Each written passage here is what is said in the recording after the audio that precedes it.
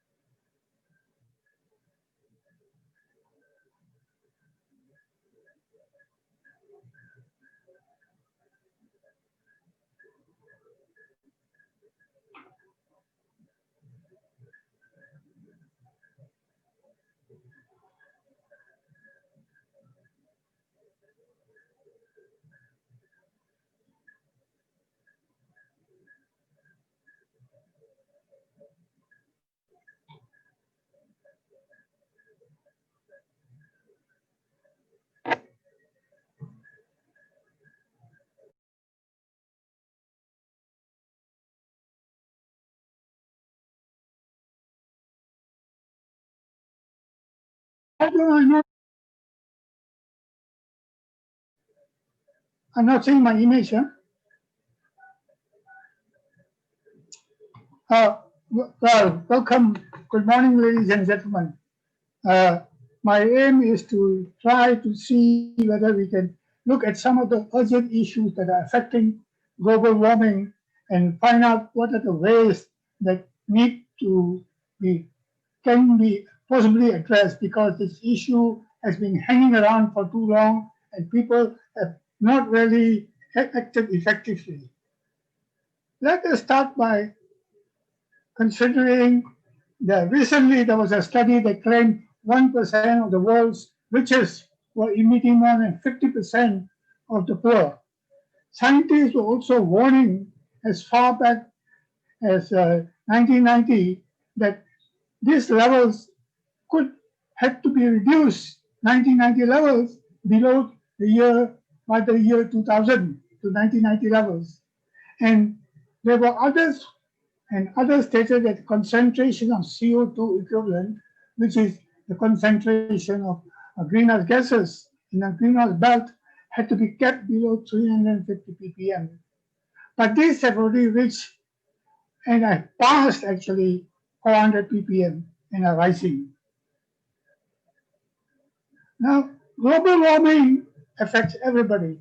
There's no human or ecosystem that's immune, and you cannot talk about, and we are all contributing in many ways to this. We are all starting to pay the cost, which will rise over time, and some are certainly more culpable than and should act now. Those who are more culpable should act more obviously, those who created the problem in the first place. But the powerful seem most reluctant to act. And and in the meantime, CO2 concentrations have gone past 600 ppm. Now, what is the greenhouse effect? I think we must understand this, because the greenhouse effect is due to the solar radiation caused by the sun's global system. The rays, infrared rays, come down, they hit the atmosphere. Some of them are reflected by the Earth and the atmosphere. Some, almost half the solar radiation, is absorbed and warms it. This warming leads to global warming, as well as the infrared radiation is emitted from the Earth's surface as well. So some of the infrared radiation passes through, some is emitted, and some is warms the Earth's surface. So the whole effect is called global warming. Now, we have to be clear about what are the causes of global warming, because there's a tendency to put the blame on all sorts of things. The vegetarians, for example, want to put the blame on cattle ranching and all that sort of thing. And others want to put the thing on deforestation. But you look at this diagram, this clearly shows that in 65% comes from actually the burning of fossil fuels. This is the generate carbon dioxide, nitrous oxide, CO2, methane. The roughly about 12% or so comes from felling and burning of tropical forests. Not tropical forests, but all forms of forests are used. And then the balance is split. Rice fields contain methane, chemical fertilizers, nitrous oxide, cattle farms, methane, refuse dumps, methane. And then the production of the CFC and other gases contribute only about 10%. Now, what are the potential climate change impacts? Obviously, these are due to the fact that the temperature goes up, concentration of uh, precipitation increases, and sea level rises.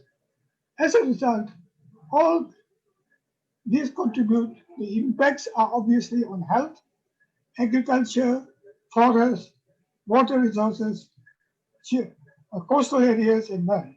And COVID-19 is part of the impact. It is partly due to climate change as well. Now, you look in the World Meteorological Office in a press release of 2013, observe the concentration of CO2 have already crossed 400 parts per million threshold level at several of the global atmosphere watch stations. And these illustrate the stations in USA, in Norway, and in Canary Island. This is these are the stations that represents reasonably, obviously, uh, reasonable level of CO2. Now, why has the concentration of CO2? Now notice that greenhouse gases rose from pre-industrial level CO2, for example, 250 ppm, rose by 211 ppm to 391 ppm in 2011, whereas methane rose from 715 to 1813, whereas nitrous oxide went up not that bad, but quite badly from 270 to 350. And these are illustrations of how rapidly. But notice most of them have gone up during the period after Industrial Revolution. Then this illustrates to another extent from 1992 and then the totals worldwide greenhouse gas concentration that include emissions and sinks due to land use change and forestry. Now, the green portions are carbon dioxide, then the red is methane, and then the top is nitrous oxide, and a very small area above is those contributed to HFCs and PFCs. So you notice that on the whole, it is the CO2 that has been going up most drastically. And this is just an example of emissions taken, global emissions in the year 2010. And you notice that the F gases were very small, methane was 16%, carbon dioxide 11% from forestry, but carbon dioxide from fossil fuel and industrial processes was 65%. So it is again the fossil fuels and industrial processes that are the main contributors towards greenhouse warming. Climate change is a global threat, but it's submerged in politics. UNFCCC is the intergovernmental agreement, and since it's intergovernmental, politics is unavoidable. But in the case of climate change, you find there's a whole range of vested interests at stake. There are those who believe that they will suffer adversely from climate change impacts, and they are pitted against those who consider themselves historically who are considered historically the largest greenhouse gas emitters. There is a marked north-south divide, obviously between OECD and non-OECD, between the so-called non-Annex 1 and non-Annex Annex and non-Annex 1 according to the UNFCCC. And even in G77, there's a division between OPEC and the rest. There's overseas versus China, there's India, Brazil, the big powers in the G77 against the small groups represented by AOCs. Now, obviously, climate change is not an isolated thing. It's linked to ozone depletion, air quality, sulfate aerosols, desertification, water, forests, and biodiversity. So it's like all problems globally, they're interlinked. Now, what has been the reality of all the negotiations where they've been trying to produce report after report? You find they're quite useless because all the while the reality is things are going up. Sea levels are rising slowly but steadily in the past, and they are going to accelerate in the future. And the attempts have been made in the past to put the blame on the South because especially during the early days of the negotiations, saying, oh, you are the cause of the thing, you clean it up. But the poor were saying that the emissions, if anything, are what they call survival emissions. They have to survive, they had to emit a bit. But they don't have luxury emissions, which the North has, because to allow them to use huge amounts of oil, energy and oil for luxury purposes rather than basic survival. So the wrecking has started. Even Jim Hansen, who was one of the leading scientists, has recently admitted that increasing weather extremes are costly. Hot weather is becoming more frequent and intense. Rains and typhoons are also severe. The global temperature increase looks set to reach 4 degrees, if not 6 degrees, by the end of the century, if things are not controlled. And our future is under extreme threat. And the recent IPCC Working Group report adds extra alarm. So what we have is an issue of we need to sacrifice and tone down aspirations. The affluent in all countries have to make sacrifices of in many wasteful ways that can still have a good quality of life. And those developing economically, especially in large nations like China, India, must tone down the aspiration for even higher energy and resource usage with the possibility of still having a better quality of life. Imagine if every Chinese and Indian had used the same amount of energy as the Americans. We may even run out of the resources to reach what more the impact on climate change. Definitely, there are not enough global resources to meet that sort of level of thing. Technology and sustainable development goals are not enough. Even the most progressive technologies are not being shared with DCs. No, the DCs mean developing countries. No deployed expenses. Renewable energy is being hobbled, and 100% renewable energy future is not in sight.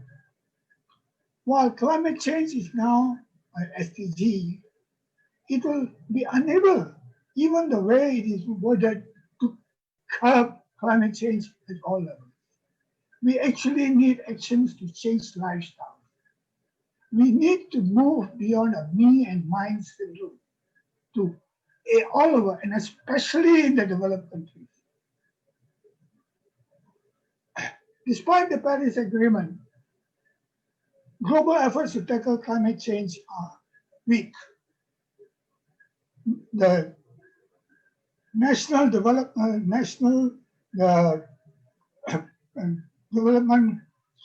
the NDCs are weak targets, and achieving them will not keep global temperature rise below 2 degrees.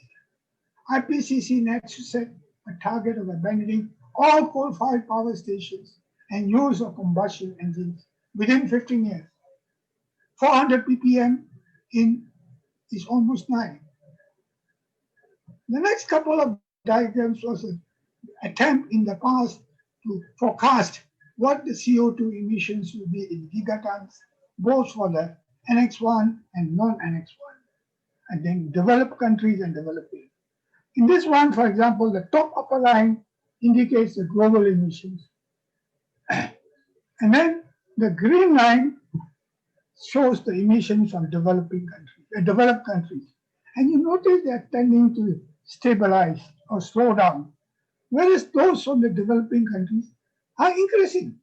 And at one point in time, at 2070, 2050, will definitely overtake. Now, if you look at the cumulative emissions, that means all the emissions that occur and you add them up, you will find that again, the same thing will happen, except that the developing country emissions will take a little bit longer time to exceed that of the developed country. But eventually, developing countries will be emitting more than developed countries. This is the latest summary I could take from the Intergovernmental Panel on Climate Change and on climate change. Now, according to the latest report, in order to achieve 1.5 degrees limit by the year 2100, we need to have net zero emissions by 2050. By 2050, net zero emissions.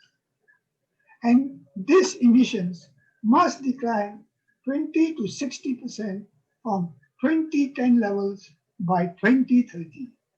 So, very rapid, and in the case of developed countries, much more higher targets.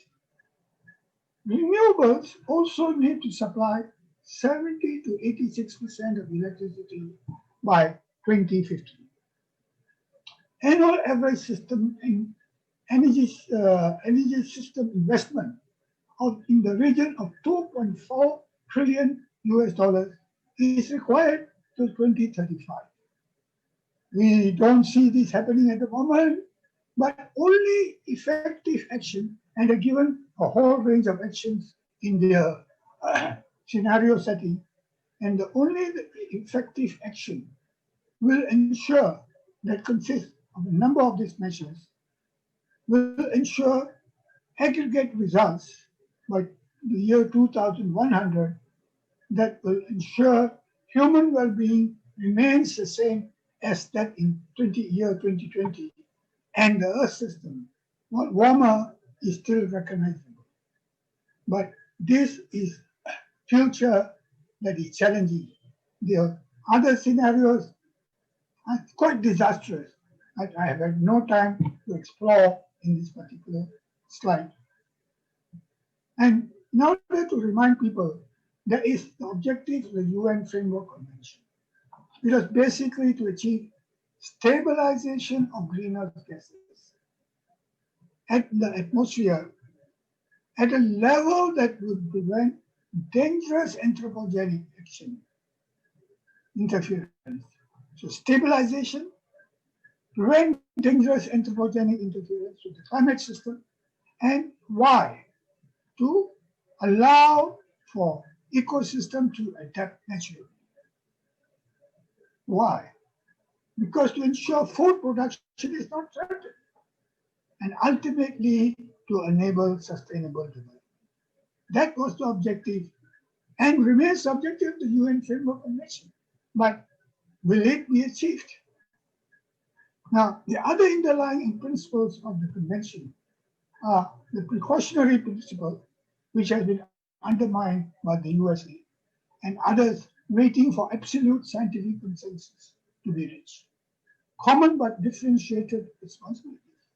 This was the basis of the Kyoto Protocol and Annex 1 grouping, but they have been cast aside because the Kyoto Protocol is virtually allowed to lapse, and the second commitment period hasn't really started.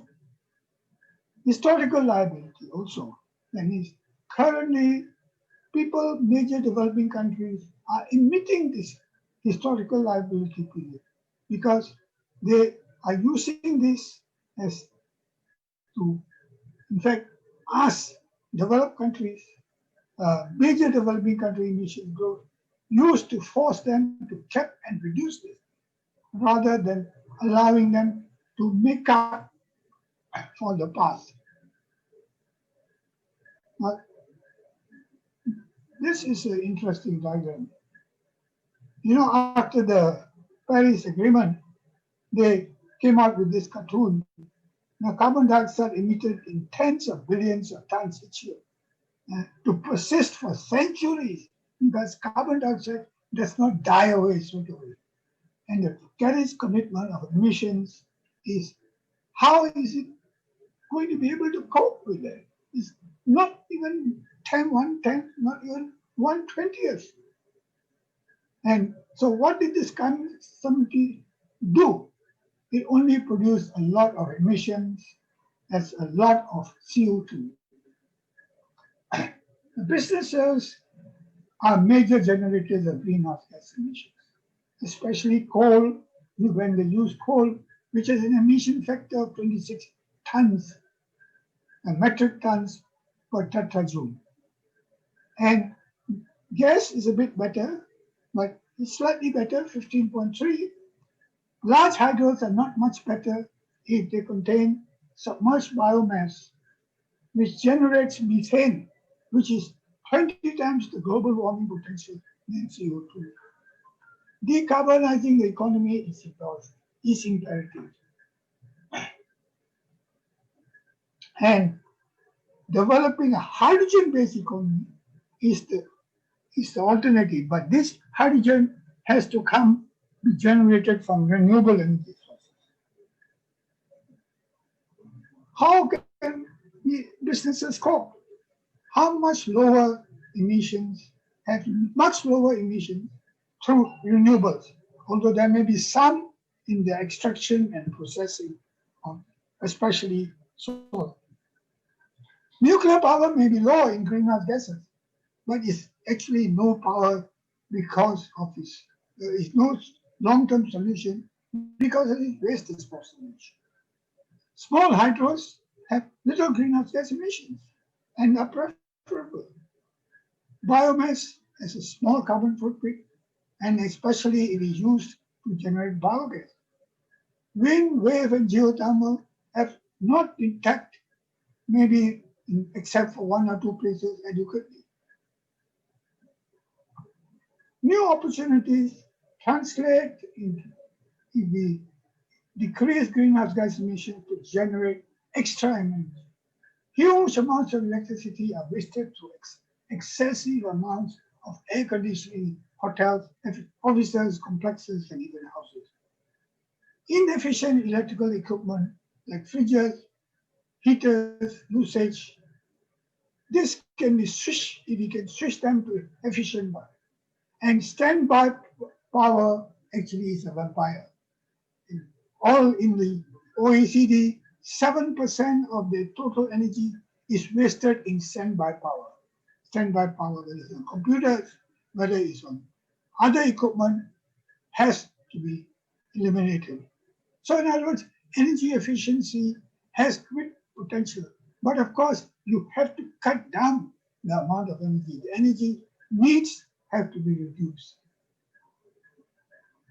National policies we need to look into, of course, in the case of carbon power stations, the only option is to use supercritical turbines to get more energy out of the same amount of carbon. There's no such thing as low zero carbon. There is always a price. Only question is how much energy can you get out of the same amount. You replace all inefficient equipment and power stations. Renewable energy is an alternative using hybrid systems. But hybrid, when I mean, means not just one form of energy, but one form of energy matched with another form of energy. So, for example, solar mixed with biogas or biofuels. Changing fuel mix That means especially to hydrogen is preferable. Obviously, it's a crying need for thorough audits, especially with big energy users. So as to, and the global building index is a process that is leading towards the reduction of energy usage. But coal must go. You have to make that as a main driver or slogan. Entities can curb CC by reducing the generation of greenhouse gases at all levels, teaming with other professionals and government to work on holistic solutions to CC threats is a possibility. We must act. We cannot afford to sit cross our arms because we all affected by it within our nation and globally. All of us must face the reality of climate change. And the youth must take a lead because their future is at stake. And I see in Gurkha and other Malaysian groups, the youth beginning to move and express things. I think we have to listen more to them. It is their future at stake. We cannot simply ignore them at all. And I will stop here and later on take questions.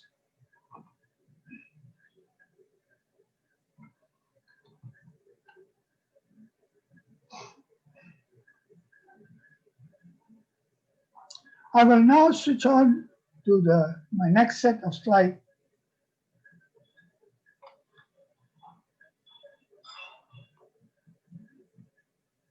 The next topic of my presentation is actually the what Malaysians can do to curb climate change. There are people who keep on pointing fingers at others and say, we can't do anything. No, I think that's not true. We all can do something. The only problem is, will we be able to do it ourselves?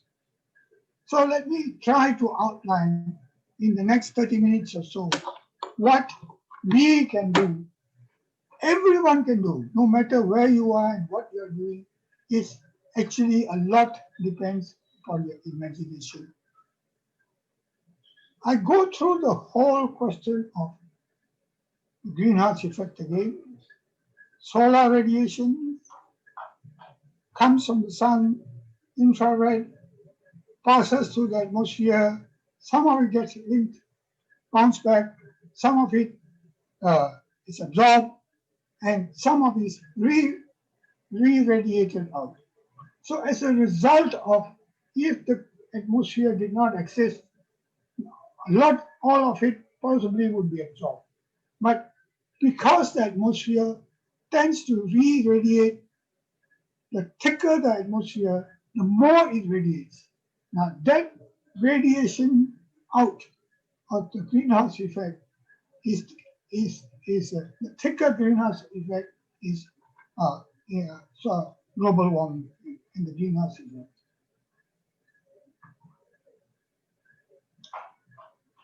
Again, the sources of man-made greenhouse effect.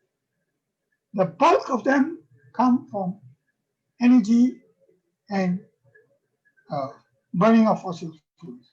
Your cars, you must always not forget that cars, motorbikes, and all motorized vehicles, they emit greenhouse carbon dioxide actually. You get into the numbers lately. But then the electricity that you use, especially if it's generated from coal-fired power station, also generates CO2. Then anything that you burn, vegetation that you burn, including forests, also generates emission, roughly in the region of 12% globally. And then all the rice fields, especially wet rice fields, we cultivate wet rice fields, and they are a major source of methane. chemical fertilizers used all over the world, especially in the plantations, lead to nitrous oxide. And then all ruminants, cattle farms and all that, they lead to also ruminants generate, through their farting, methane. And refuse dumps also generate methane. Then all these new chemicals, CFCs, HCFCs and all that, are contributors, but they're small in scale globally compared to the fossil fuels themselves.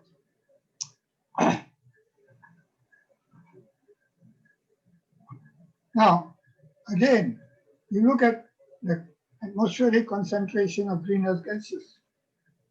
They have continued to rise, especially before, during the Industrial Revolution and after.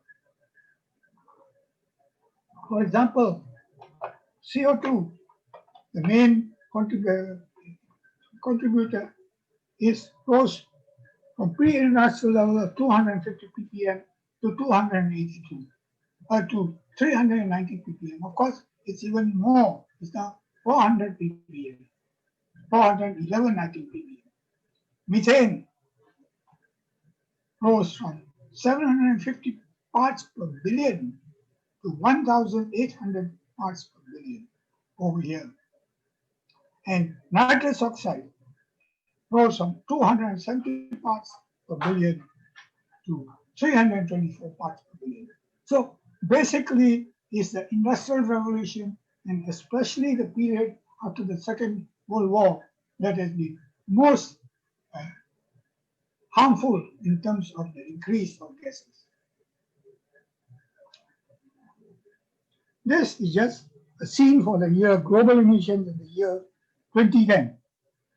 For example, carbon dioxide from burning of fossil fuels in industrial processes was 65%, whereas carbon dioxide from forestry and other land uses was 11%. Methane as a whole was 16%. Nitrous oxides were 2% to 6%, and F gases were only 2%. So, if we want to tackle in our own way and help reduce, we have actually to tackle the carbon dioxide coming from fossil fuels. Now, the effects of potential climate change impacts. This is taken from an old IPCC stuff. It's obvious. Temperatures will increase, precipitation will change, sea levels will rise.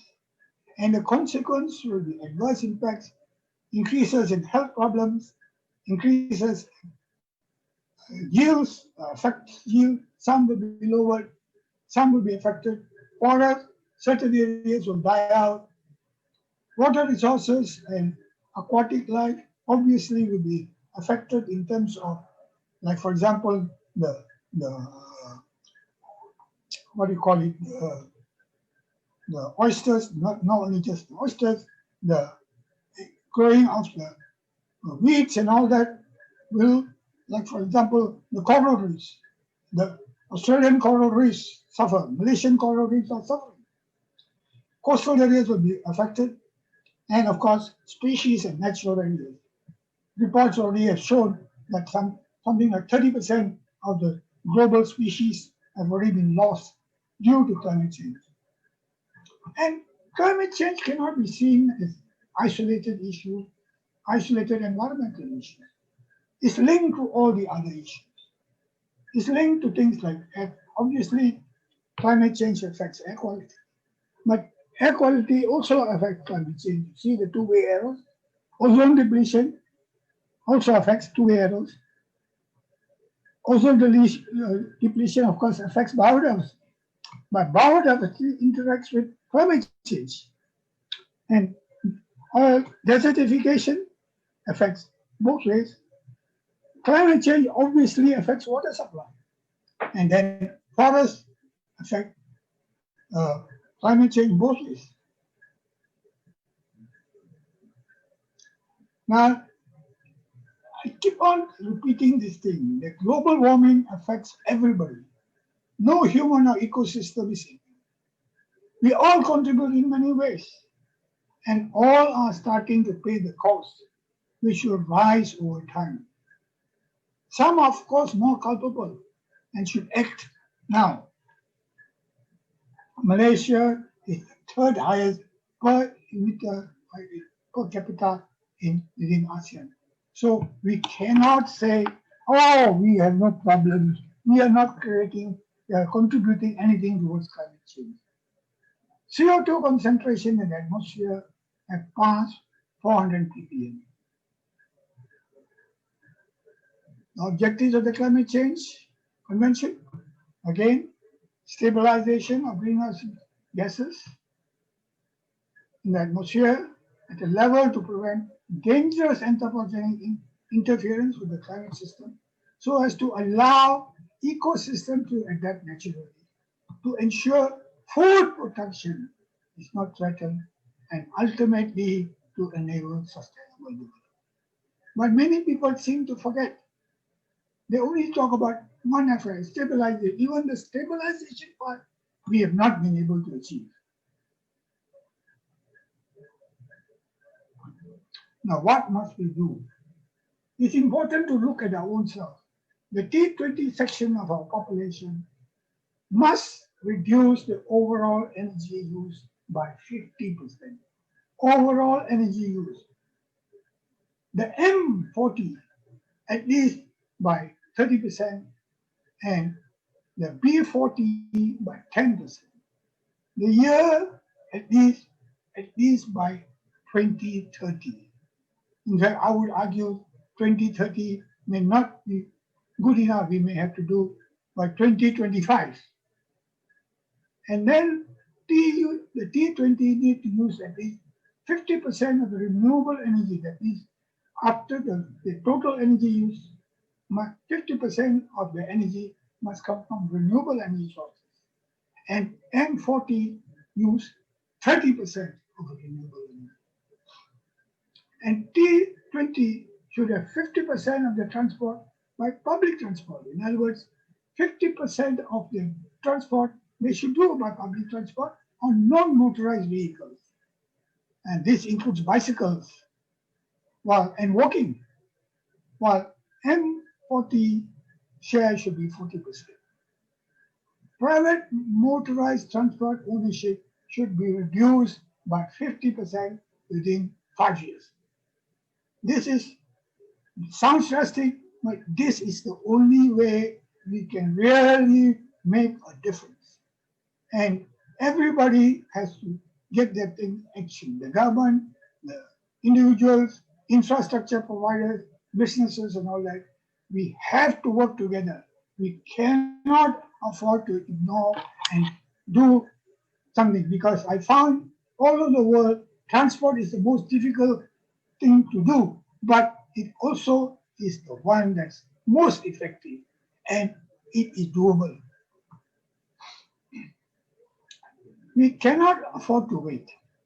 Giving excuses like the developed nations are not acting, no longer acting, are not acting, everyone must act to curb climate change.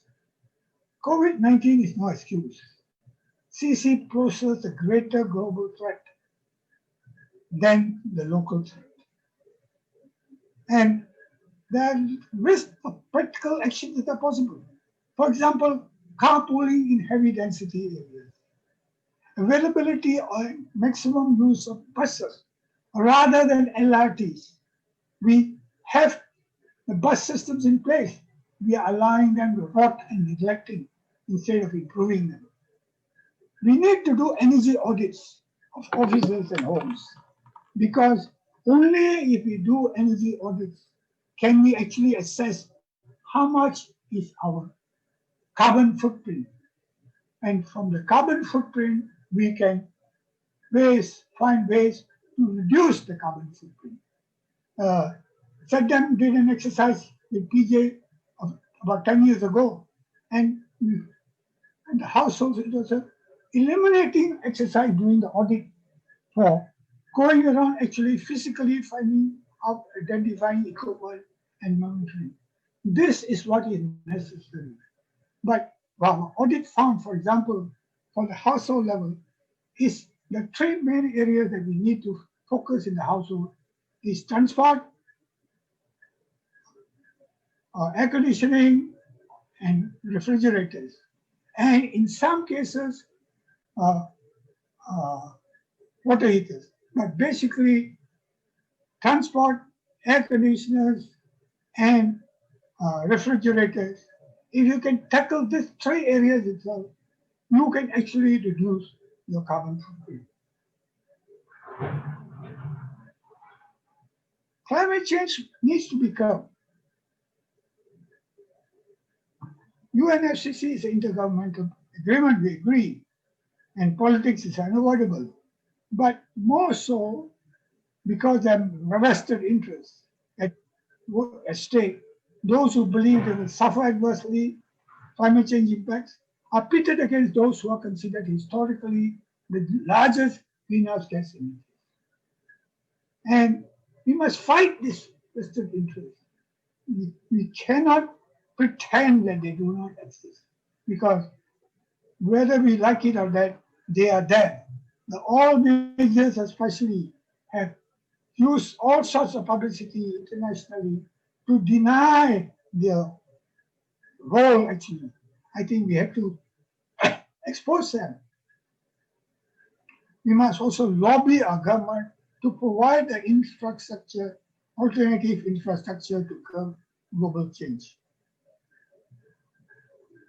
Poor are blamed mostly.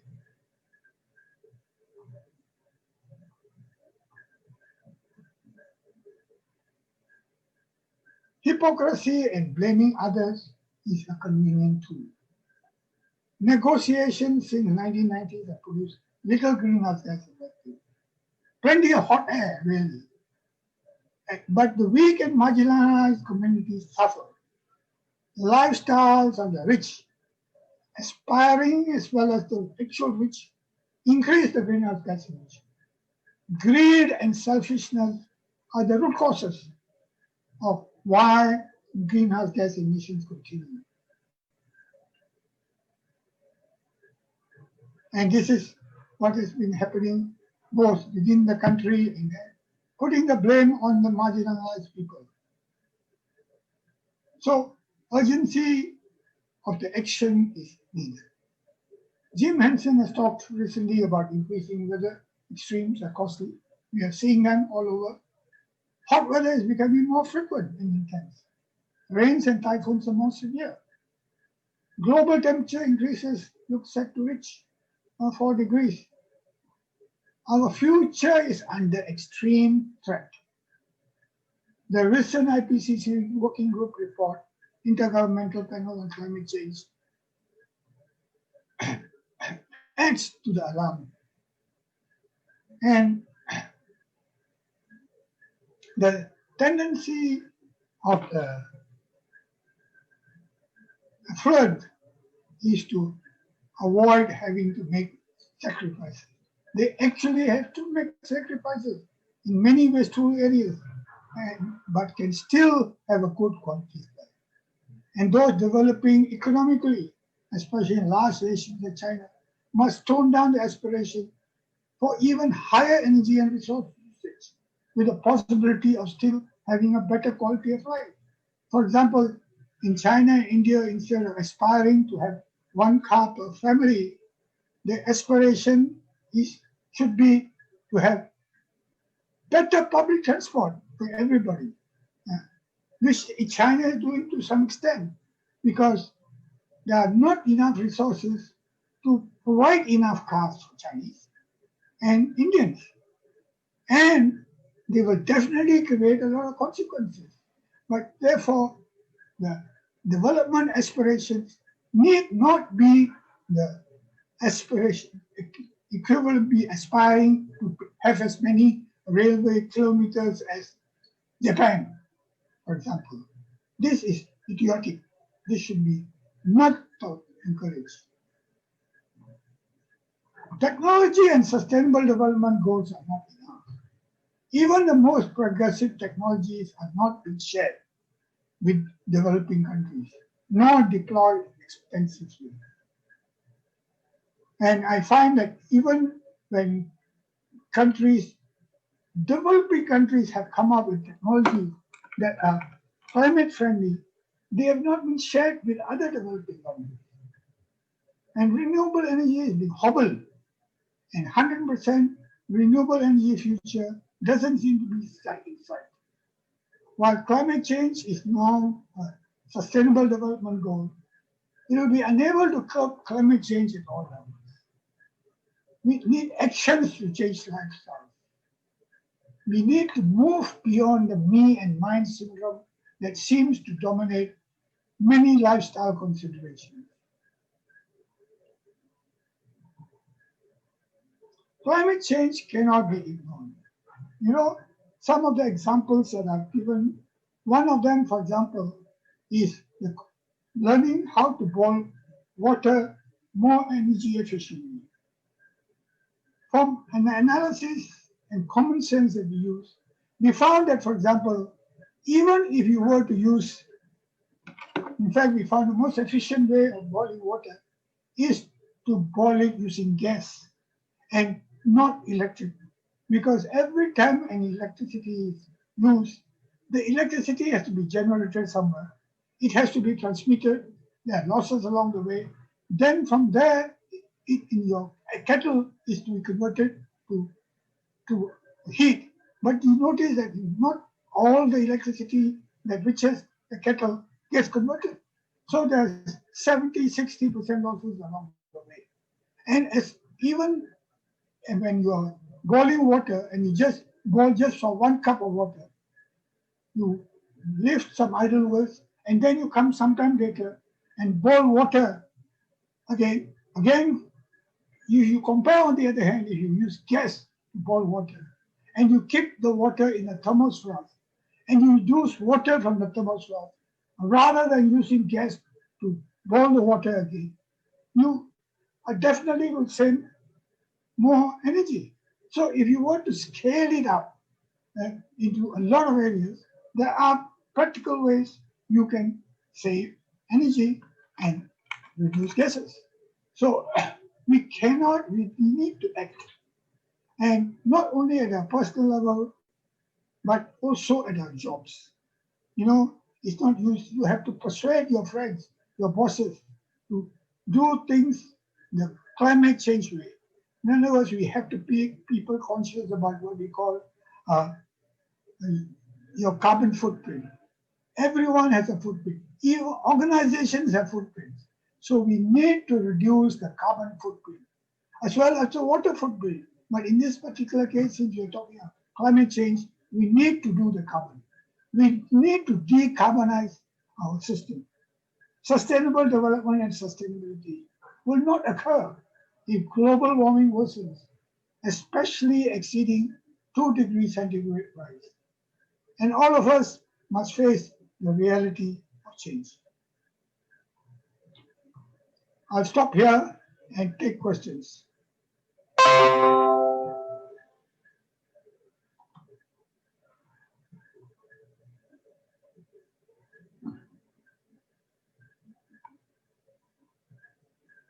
Okay, are there any questions? I'm afraid I'm a bit ahead of time.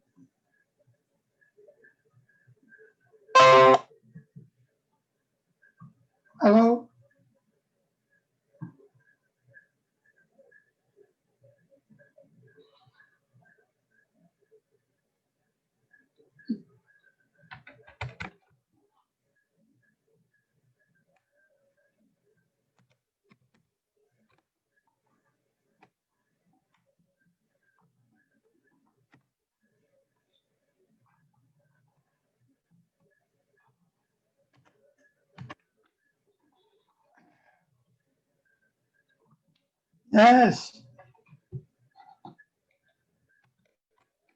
Why I can't use this thing?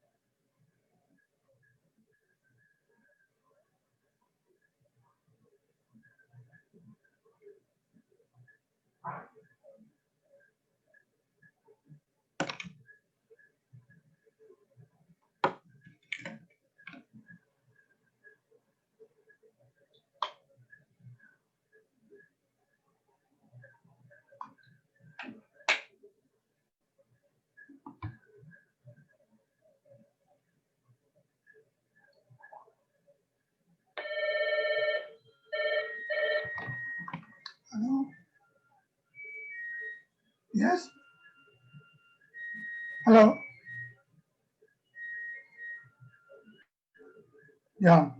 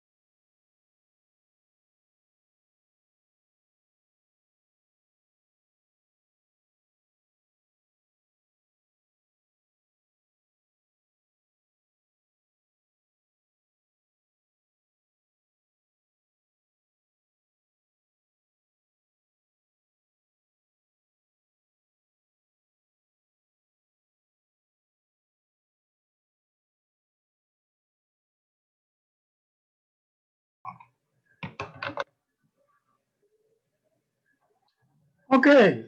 The question one that we have here is how to expedite the implementation of RE in Malaysia. Then there's got another part of the question which says, what are the top contributors to global warming in Malaysia? And can Malaysian government capable of having political will in implementing such speeded change? Okay, let me look. I'll try to answer the first part of the question. Is actually the implementation actually requires share both the private sector and the government, and actually to lesser extent the individuals helping. Mainly the question is where the question people say is the prices of solar panels were too expensive because the local demand was not enough and the panels were being exported outside to be imported inside, and brought back, and the charges and all that. I think that's all sort of crap. But basically the question was, there was no clear sign at that time of how Malaysia was going to increase RE. There are now indications. Actually, the government has set up the policies. So now that there are clear timetable and targets, the question is we have to find out the physical contributors. Is the private sector willing to commit its resources to renewable energy? And is the government willing to provide the added incentives which may not be necessary at the initial stage, but ultimately this will be removed? For example, when parity for pricing is reached. So basically, the only way to expedite policy is for the government to set up ambitious target and to lay the policy support system to get it going. And then on top of it, of course, we need the public, which public, it means also businesses who will be willing to be part of getting the use of renewable energy. There must be a demand for renewable energy. And I've indicated that setting a target for people in Malaysia to have renewable energy in their energy mix supply is important. Now, what is the top contributor towards global warming in Malaysia? It's obvious. It's fossil fuel and the burning of fossil fuel. For example, all the electricity that we use, all the petrol that we use, or even the gas that we use, these are all creating global warming, contributing towards global warming. I would say in Malaysia's case, since we are such great users of transport and private motorized transport, that is a major contributor to global warming. Now, the third part of the question is can the Malaysian government capable of having or having political will in implementing such speeded changes? I think at the moment it seems to be lacking the will. It needs to develop the will. It must get the will in place for the sake of the country. Because I agree that sometimes, very often, on environmental issues, government political will is very, very lacking. It's like it comes and switches on and off, but we need to have consistent, complying will going on, political will. Now, the second question is about getting T20 to reduce carbon emissions from NEF 40 and 50. How is this calculated? Well, no, there's no calculation. It's basically arbitrarily. I picked up the figure because I think in terms of, obviously the T20 is using more energy and they are definitely contributing more towards carbon emissions. And therefore, I've set up a higher figure for them to reduce the energy consumption. Similarly, the M40 are contributing, and their capability is much less, but they are contributing. And again, this is an arbitrary figure. I did not do any calculation really, but arbitrarily. But this is a figure I feel we should set. And the B40 figure is again arbitrary. But so it's relative to each other. But I think these are real figures that will make a difference. Setting any other figure, lowering, watering it down, you can negotiate between them. But the overall thing is people must cut down their energy usage. There is no going two ways about it. And those who are higher, wealthier off are in a better position to be able to cut. They don't need to have all the Ferraris. They can do away with all the Ferraris and replace them maybe by public transport vehicles or start switching to public transport vehicles. So That is how I hope we do. Now, question number 3. Let's see the part about being out. Okay. Do you think the Malaysia's single-use plastic? What do you think? Do you think okay. Do you think the single Malaysia plastic roadmap will help mitigate global warming? I'm not really convinced, because how much plastic are we actually using compared with public transport? How much are we using regarding the other energy consumption, power generation, and all that? So I don't have the figures, but I am a bit skeptical. I think it will make maybe a dent, maybe a little bit more than a dent, but it definitely will not uh, uh, be able to global warming. Now, on the question of initiatives set up by the Pakatan government headed by YBU, including open tenders or RE, well, I have obviously supported the whole idea of uh, tenders, whether it's for renewable energy or open tenders for power sector. Definitely, they are there. They should be there. But I seem to get the impression that this had got muddled. For example, recently I was told a power station, coal-fired power station, is being openly negotiated, not tendered, and it's a big one. It will be one of the very large power stations. Certainly doesn't seem to be functioning. Any other questions?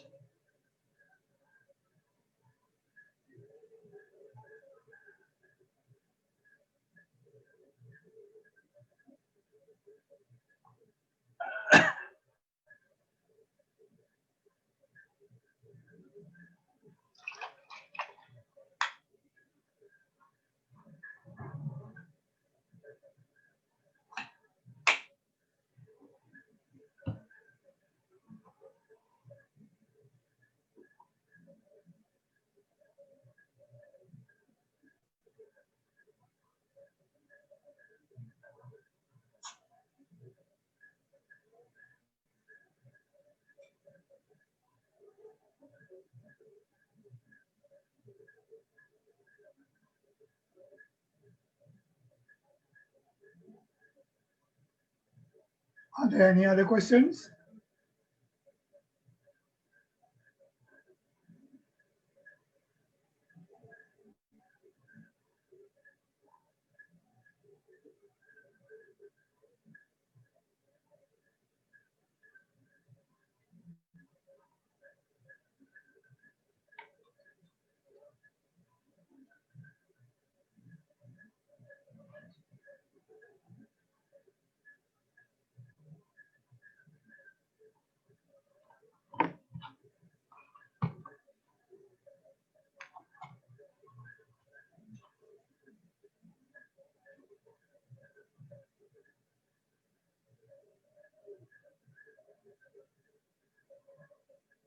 The next question I have is, do you think this lockdown period, especially in the year 2020, is possibly bringing down carbon emission, as it has been reported that the environment is healing, lesser human movement?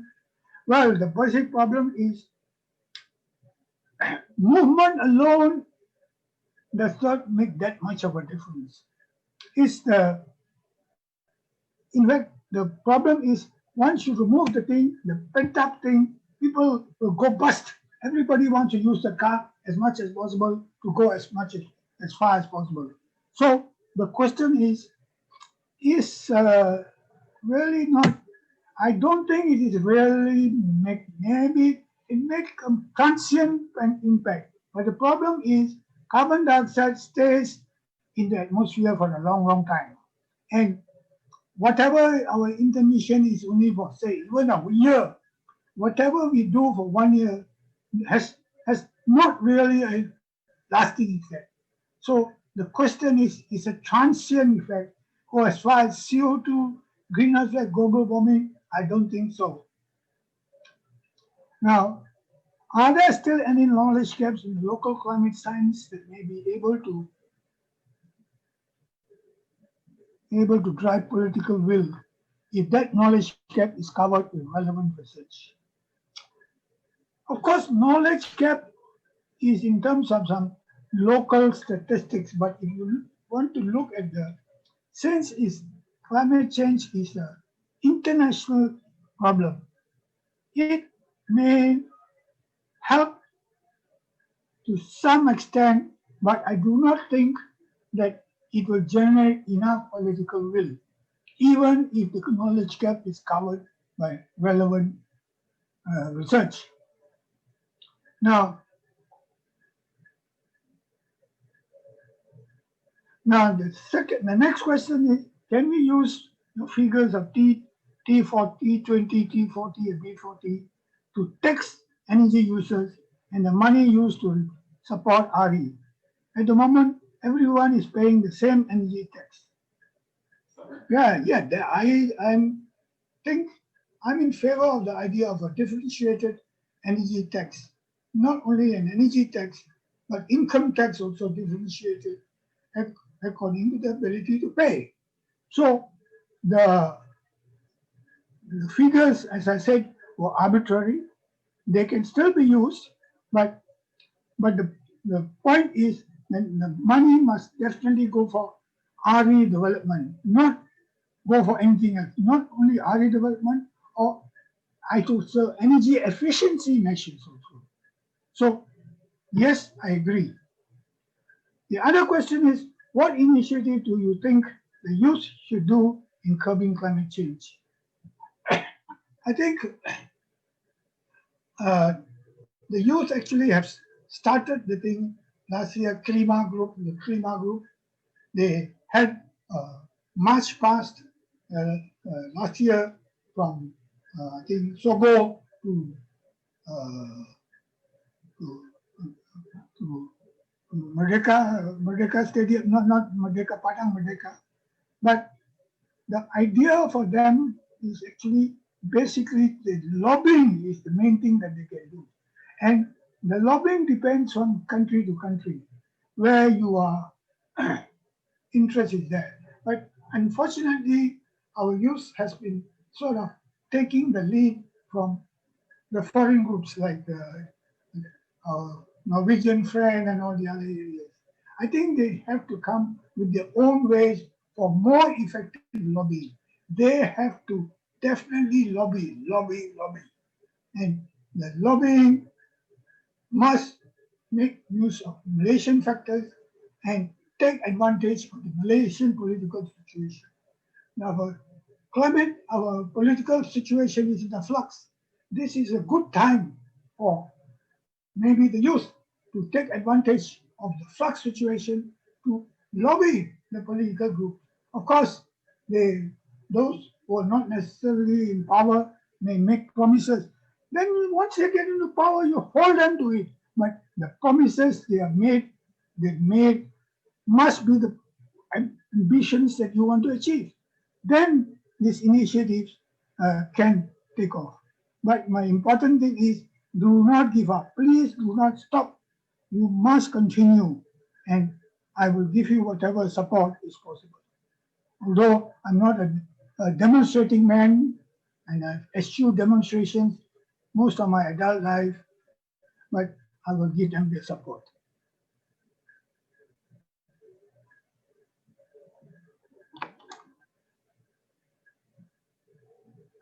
No more questions?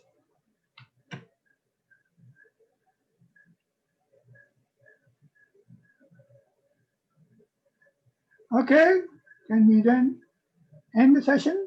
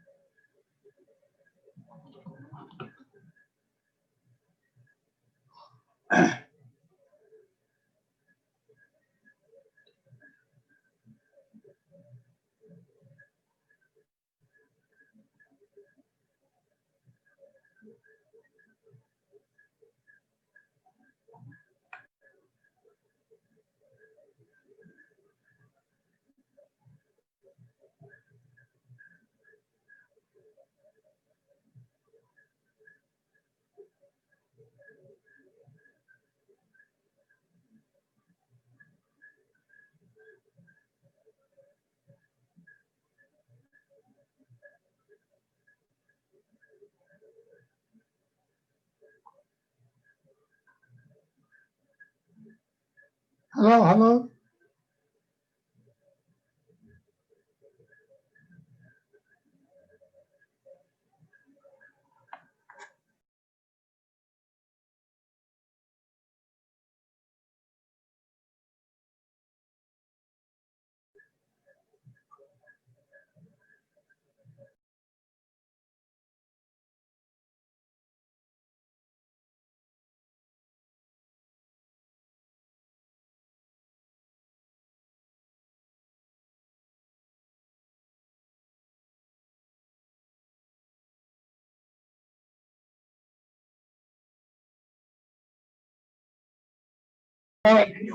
All right. Thank you.